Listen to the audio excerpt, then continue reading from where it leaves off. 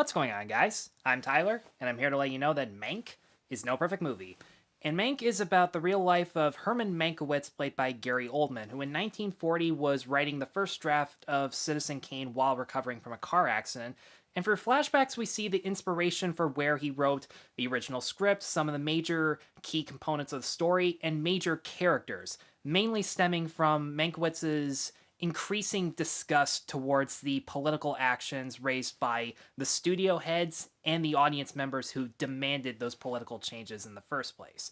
And when I heard that David Fincher supposedly elected to film Mank, a longtime passion project of his father, writer the late Jack Fincher, over a third season of Mindhunter, like most people, I got pretty pissed, but at the same time was at least hoping to see another great film from David Fincher because we haven't gotten one since Gone Girl. It really had been that long. And Gone Girl's not really one of my favorite Fincher movies. My favorite, personally, this is going to seem like a very strange choice. Most people pick Seven or Zodiac or Social Network. I picked The Girl with the Dragon Tattoo. Love the atmosphere, love the detective story, love Daniel Craig and Rooney Mara. It was a great film. I've always really liked David Fincher as a filmmaker. In fact, in high school, we were chosen to, in media class, do a slideshow presentation of a favorite director, and I actually chose Fincher because I love the career path, seeing him get consistently better over time. And you know what? When I did my presentation, my media teacher said that I sounded like a film critic, so I guess that suits me well pretty much now. So I was excited, but a little disappointed in the end results. And when I saw the trailer, because that was one of the last trailers I've seen in a theater, I was hoping that it would be a crappy trailer and a good film. And thankfully, that is the case. I wouldn't say it's one of David Fincher's best, but I think it's in the middle ground. It's not his best, not his worst. You obviously expect him to be a great director and get great performances from his cast, and that's exactly what he does. His decision to film this as if it were a 1940s black and white early talkie was a very bold and artistic choice, and one that pays off immensely to the point where 10 minutes in, you forget that you're watching a black and white movie. You don't pay attention to the fact that there are cigarette butts at the very corner of the frame every time a scene fades out, as if they're swapping out one film reel for another, as if you're actually watching it in a theater. I definitely would have had a better experience watching it in a theater, and if anyone goes on and on about that in the comments section, don't. It's a waste of time. Oh yeah, I'm talking about Mank.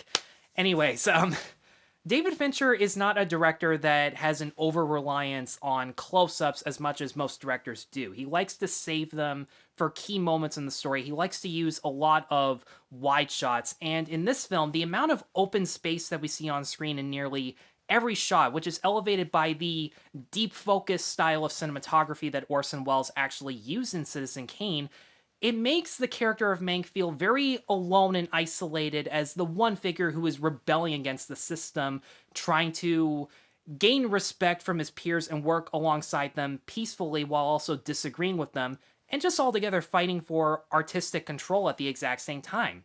He feels very alone and isolated despite the fact that he's constantly surrounded by other people in these very lavish and well-designed sets. The set and costume design does capture the 30s and 40s perfectly. It really does feel as if you're watching an old-fashioned 40s film.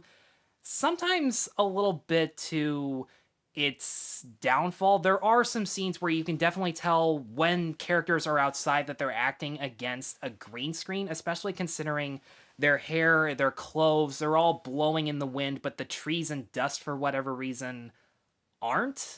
I know David Fincher is usually great at applying CGI in ways that you wouldn't notice. This was not one of those cases, which you wouldn't expect because it's a black and white movie, but honestly, those are really for 2 or 3 scenes only, especially one where him and Marion Davies, played by Amanda Seyfried, are walking around a zoo, and the animals are so obviously fake, but like they're a couple seconds. They take you out of the movie, but not really for that long.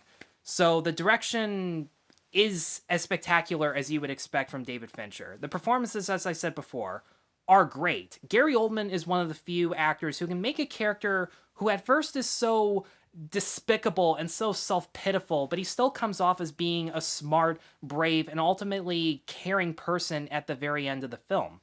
When the movie starts off at the very beginning, he's trying to write out Citizen Kane. It leaves out certain facts. I'm just going to say this once and once only. It doesn't focus on the making of Citizen Kane. There are so many details, like the fact that the movie was originally called American. That stuff's all left out, but back to the acting in this movie.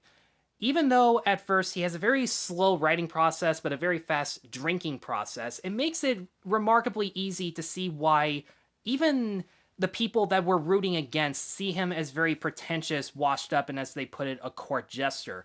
But slowly over the time, all of the reactions that Gary Oldman portrays to these acts of cruelty at the responsibility of studio heads through these very withdrawn facial expressions, they're the most withdrawn thing about the character, the most restrained thing about the character throughout the entire film.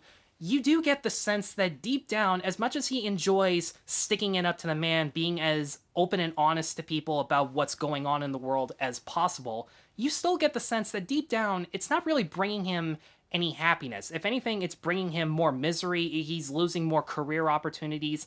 It's hurting his friends and family, sometimes more so than it hurts him, at the expense of people who already have predetermined opinions about him. But you can definitely tell that regardless, he still is so bluntly honest about everything, just based on the fact that deep down, those are his moral principles. And you really gotta admire him for that. And nevertheless, you do genuinely believe that he's incredibly talented at his job, considering out of all the people in this movie who are writers, directors, or actors, he's the one who has such an extensive knowledge about performing, about writing, that you genuinely believe that even though you never really see his writing, you don't really hear his writing all that much, you do still genuinely believe that he is extremely talented at it. Now, the side actors are a very funny thing. This movie is 100% told from Mank's perspective. He's in every scene of the film. The side actors don't really have depth. They have individual moments that are spread out from the past and the present, so that whenever he has a conversation with one character in the first year, and then a couple years later he sees them again and they've drastically changed, he's incredibly shocked. He's disappointed that so many of them have sold out their moral principles at the expense of trying to further their own careers. So we feel just as shocked as he does seeing these characters who are brought to life by really good side performances. Amanda Seyfried, she has never been better as Marion Davies, this actress who at first glance is a very ditzy, dumb blonde who says whatever's on the top of her mind and then immediately regrets it once she sees other people's reactions. And over time, Mank becomes very confused but also fascinated by her, because he can't tell if she's a woman who's far ahead of the times or is always cracking under pressure because everyone just looks at her with such disdain whenever she says something embarrassing about them. It's really what makes it the most fascinating and complex relationship, and it definitely helps that Gary Oldman has such believable chemistry with Amanda Seyfried. Not as a romantic partner, because it's actually not a romantic relationship. It's more a friendship based on either similar or different ideals, them talking about it, them learning about each other, which is something you don't really get from that many movies all that much anymore. Oldman also has really good chemistry with Tuppence Middleton. She's having a great year as his long-suffering wife, poor Sarah, I believe, a woman who has suffered a great deal from the consequences of Mank's actions. Because he's so outspoken, people tend to look down on her a lot. Meanwhile, she's stuck raising their kids, she's dealing with negative publicity, but nevertheless, she still does acknowledge that in the end, Mank is absolutely right about everything he says, and she knows that it does come with consequences, so she still supports him through and through, and that was a great thing to see. Even though she really only has a few scenes, her performance makes the character so memorable. That is the one downfall with this movie. The limited amount of screen time does hurt some actors more than others, especially Lily Collins as Mank's secretary. I don't really like Rita Alexander in real life because she perpetuates the rumors that Mank was the only writer on Citizen Kane, when that clearly wasn't the case. But in terms of character depth in this movie, she has like one backstory that's focused on in 2 scenes of this 2-hour, 10-minute movie, and it wasn't enough for me to latch onto her. And weirdly enough, Charles Dance as William Hearst, the man who was the inspiration for Charles Foster Kane, he's not in it all that much. And aside from a final monologue where we learn a little bit about him, the personal details, the things that if you're a Citizen Kane nerd are supposed to identify with, I'm not entirely sure if we actually learn anything about William Hearst. But regardless of that, Charles Dance still gives a typically great performance where he's presented as this sophisticated but still mean-spirited individual who other people continue to try and impress him just based on his image. And that's actually the very interesting thing about Mank. The villain of Mank is not William Hearst. It's the amount of support and publicity that he receives, because the film presents through its message that people who are so high in power, people who abuse power, wouldn't be able to do so unless they had two things: supporters who shared very similar beliefs, and an enemy to fight against in order to rally up the support of their followers. Because as much as Mank does stick it up to his enemies, makes it very clear that their beliefs are wrong, and the fact that they instantly deny his own opinion because it's not theirs, even though they haven't fought about it, as much as he is challenging them, as much as he is making a difference, in the end, the movie does kind of suggest that he might have actually been helping his own opponents by giving them something to fight against. And I find it a little ironic that this movie does throw conservative politics in Hollywood, because that was the main thing of the time, as being this horrible, corrupt thing.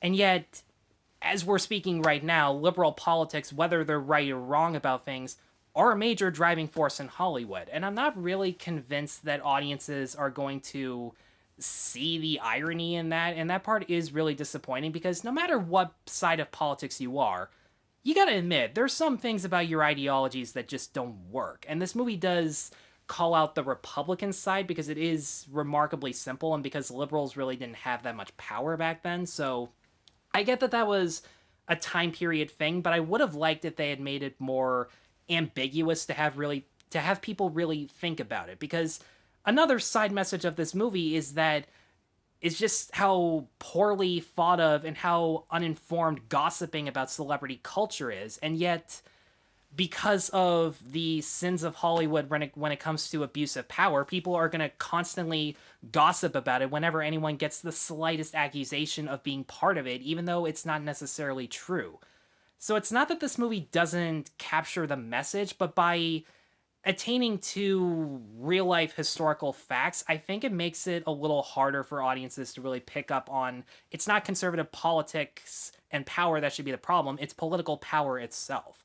I'm not really convinced that audiences are going to pick up on that particularly, but as is, Mank is still a very difficult, uncompromising, but still very honest look at where power comes from and how it's held onto for as long as it can.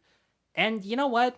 Mank is not one of my favorite Fincher movies. In fact, it is one of the best movies I've seen all year, but it's still pretty low on the list just because the side characters don't get that much of an impression depending on how well they're written. But nevertheless, the characters that are well written are brought to life by great performances. David Fincher's direction is top notch. It doesn't fall into conspiracy theories because it doesn't focus on whether or not Mank wrote it more or Wells wrote it more. And altogether, it's just such a really good film. And for all of those reasons, I'm going to give Mank a 4 out of 5. Guys, thanks as always for watching. If you have seen Mank, let me know in the comments below what you thought of it. If you have seen it in theaters, let me know if it's better on a big screen or on a TV, or if it really doesn't matter, because people really, really need to hear that right now, apparently. Be sure to let me know in the comments below. Be sure to stay tuned for more reviews, and be sure to like and subscribe. Take care.